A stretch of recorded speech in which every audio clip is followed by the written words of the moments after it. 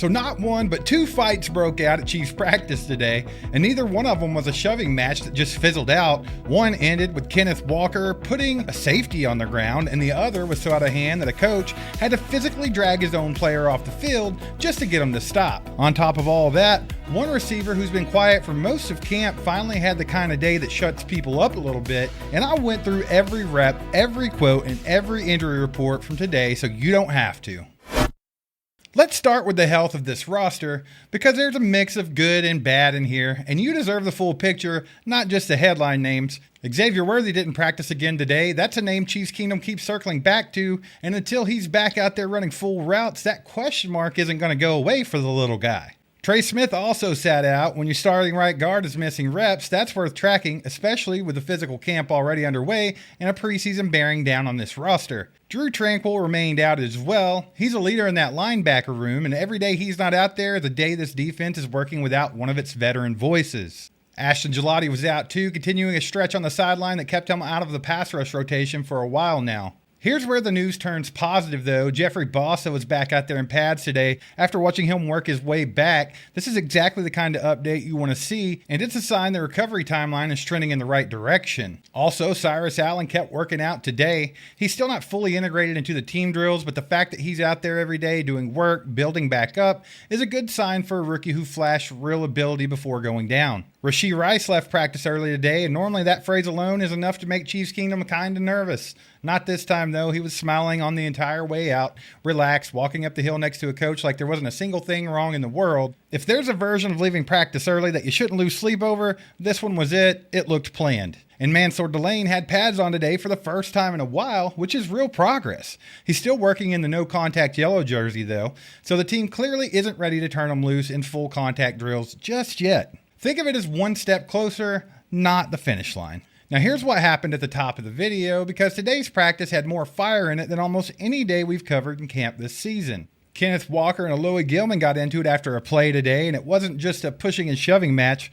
Walker ended up form tackling and taking down Gilman from behind before the teammates rushed in to separate him. It wasn't exactly a light tussle. There were two grown men that let the emotion of a rep boil over into something physical. And that wasn't even the only fight. In a completely separate incident earlier in the day, Kingsley Suamataia threw a punch, and Felix Anudike-Uzomah was right in the middle of it without his helmet, which raises the stakes of a situation like that. It nearly went to a second round before Patrick Mahomes himself physically stepped in between both players to break it up. Think about that for a second. Your franchise quarterback is the one playing peacemaker on the practice field. It got so heated, though, that Joe Cullen had to physically remove Felix Anudike-Uzomah off the field just to get him to calm down, where he went to the sidelines and threw his helmet.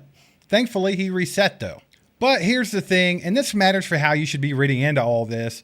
On a team that's still figuring out its identity heading into preseason, moments like this aren't exactly a bad sign. Anudike-Uzomah is playing for his roster spot, as we all know. Getting under an offensive lineman's skin enough to draw a punch is exactly the kind of edge a player fighting for a job needs to show. Walker refusing to back down from anybody in that room fits the same idea. This is a 6th straight day of practice. The heat index has been brutal, and this team still has enough juice left in the tank to throw punches over it. That's the version of training camp fire you actually want to see out of a group of guys trying to build an edge for the season. Real quick, guys, just want to take a second to say if you're enjoying all these camp updates, do us a favor and hit that like button. Also hit the hype button. We're trying to get this one to 600 likes and 25,000 hype. And if you're not subscribed to the channel yet, which YouTube says like 90% of you guys aren't, hit that subscribe button and help us get to 100K. Now back to the show. And it wasn't just those two incidents that flashed violence. Josh Simmons was recorded actually yeeting a player like 10 yards or something like that on one rep. At one point, I thought the guy was going to die. But he got up and got back to where he was supposed to be, and there wasn't a fight about it. But Josh Simmons looked really good today. He even helped break open a big play for Kenneth Walker. And if you're ready for these actual football stories of the day, and not just the fireworks, it's freaking Jalen Royals. He needed a day like this. Earlier in practice, both Andy Reid and passing game coordinator Chad O'Shea got on him and got on him hard. He didn't sulk about it, though. He didn't shrink. He responded, and he responded immediately. Royals was active early in 11-on-11 work, setting the tone right out of the gate. Then he just kept showing up. Mahomes found him crossing the field in a 7-on-7 rep, a clean connection that moved the chains. Later on a bootleg to his left, Mahomes uncorked a deep ball down the field to Royals on a route breaking toward the corner, and Royals toe dragged the sideline to stay in bounds and complete the catch. It was beautiful. That's a textbook technique on a big-time throw, and it's exactly the kind of answer a young receiver gives after getting his ass ripped by his coach on the sideline. When your head coach is on you in front of everybody and you respond by making that play a few reps later, that's the kind of thing that sticks out with the coaching staff. Kenneth Walker had a day of his own away from the scuffle, especially during the long drive drill, which is built around testing endurance more than testing new play designs. He had 5 touches in the first 7 plays of that drill alone, according to Matt Derrick. And real quick, guys, I just want to shout out reporters like Matt Derrick and Nick Jacobs who report on this kind of stuff so us content creators can create content about it and give it to you guys. Within those Walker touches were a couple of sharp, decisive cutbacks that got him through traffic, and at one point, he made linebacker Nick Bolton miss entirely in the open field for a big gain. On top of that stretch, he also had a separate 30-yard gain on a screen pass during the same drill. If you've been waiting on a running back who can consistently make defenders miss in space, that's exactly what today's tape showed for Kenneth Walker III. Up front, the offensive line kept rotating pieces throughout practice.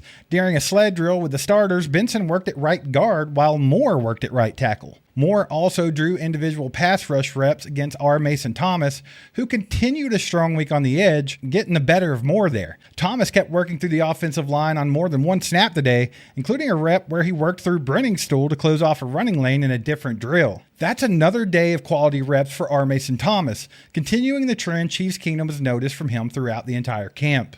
The passing game had a handful of moments worth your attention as well. Beyond the Royals and Walker highlights, Justin Fields strung together several nice completions during the team period today. And it's good to see Fields looking pretty good as he's training to be the starter of the first preseason game because Andy Reid said the other day, Pat Mahomes is probably not going to play in the preseason. That's not confirmed by the team in any way, so treat it as an observation worth watching rather than a locked-in plan, but it's the kind of detail worth keeping an eye on, and we'll see what Reid says as this week progresses. Shout out to Prize Picks for sponsoring today's episode. Today we're going to do a little NFL Week 1 action. We're going to take Derrick Henry versus the Indianapolis Colts, 0.5 rushing plus receiving touchdowns. We're going more on that. Derrick Henry is getting into the end zone Week 1. Jamar Chase versus Tampa Bay, 0.5 rushing or receiving touchdowns. We're going to take more on that as well. And then down here at the bottom, I see our boy Kenneth Walker out of the Kansas City Chiefs versus Denver on Monday Night Football. Rushing plus receiving touchdowns, 0.5.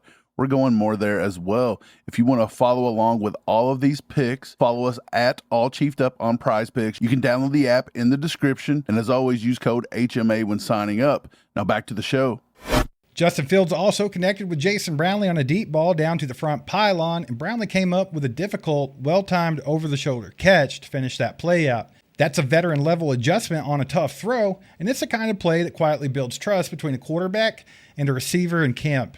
Backup quarterback Garrett Nussmeier also got into the action, finding Brenningstool over the middle with a great throw, hitting him in stride and allowing him to turn upfield for extra yards after the catch. That's a clean, efficient rep for a young quarterback working to build his own case in this camp, and also Brenningstool stacking days. And Mahomes found Jimmy Holiday for a touchdown in 7-on-7, a nice connection in a red zone setting.